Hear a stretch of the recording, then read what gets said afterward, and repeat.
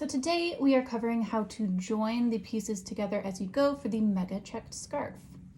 You can see here that the very first column that I knit is in the white, the next is in this kind of taupe color, and the final is in gray with the mohair marled throughout. So you have knit your entire first column with your first color, striping the mohair as you go. You'll be adding the next column to the edge of the very first column, and then when you finish this one, you'll be adding the very last to the edge of the middle column. So I did try a couple of different ways of adding these together, and I do like how this looks the most. So you'll notice that there's a little column of slipped stitches on the front. We have the slipped stitches on both of the edges, and I think it has a really nice finish. And then this is what it looks like on the inside. So pretty seamless. It is really, really easy to do as you go, and it's not very prone to tangles. It's just super quick and easy for putting these panels together. Apologies for the quick change in scenery, but the lighting turned on me. Now we are just gonna do a little example on a swatch instead of bringing the whole shawl out here. So we're gonna pretend that this is your first column. So you'll have the entire first column done, and I knit this example just in white without the mohair to make it as clear as possible. And what we want to be identifying throughout all of this are these slipped stitches on the edge. So I'm gonna put this down, and for my example, I'm just going to be using a darker color so that there's more contrast. You can see a little bit more clearly what I'm doing, but you'll start your second column by casting on your stitches. And now for the very first row, it's a little bit tricky because you're going to be working into the cast on row of the very first column. So let me put that down.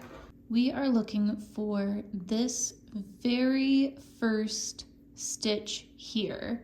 This was part of your cast on originally for column 1. Now that we are working on column 2, I have cast on all of my stitches, and what we're going to do is take the needle, put it into that very first cast on stitch, and we are going to pick up and knit 1 stitch. So that's 1 new stitch added. And then, like I said, it's a little bit funky for this cast on row. We are going to take the stitch that we just cast on, and we are going to pass it over the work. There we go. So it's a little bit funky just for that first row. I do find it easier to pass over these stitches with your fingers, but you can do it with a needle. And then we simply turn our work. So we are turned to the back side of the work. We have column 1 over here now, and I have my working yarn this way. And then you slip this first stitch with yarn in front and then purl across the row.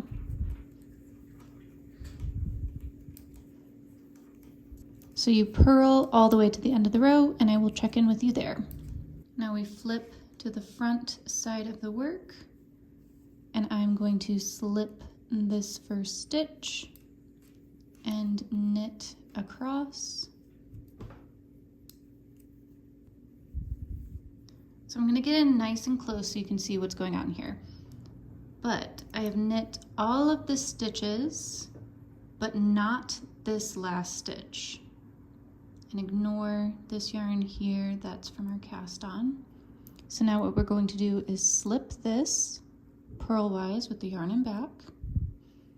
We have our column 1 over here. You're gonna identify the next slipped stitch from the edge of your work, needle in, pick up a stitch, and then like I said, you can either use your fingers to pass this slipped stitch over, or you can do it with a needle. And that's it. That's all we do to pass that slip stitch over. Now we turn our work, and we are going to slip this to the right needle and purl. And that's all it takes to combine your 2 pieces of knitting as you go.